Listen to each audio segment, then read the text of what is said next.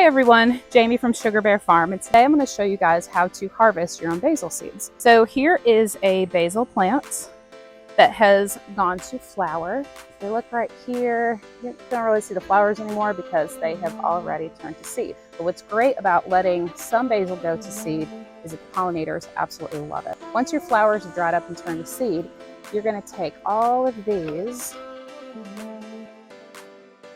All you have to do is just kind of strip them up like that. And I'm going to take them and put them in this bowl.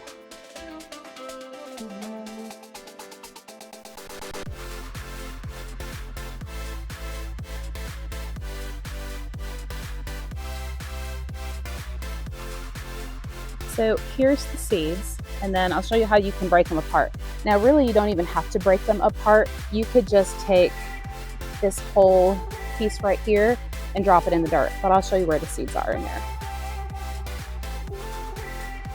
If you wanted to, you could open these up and there's the seeds right there.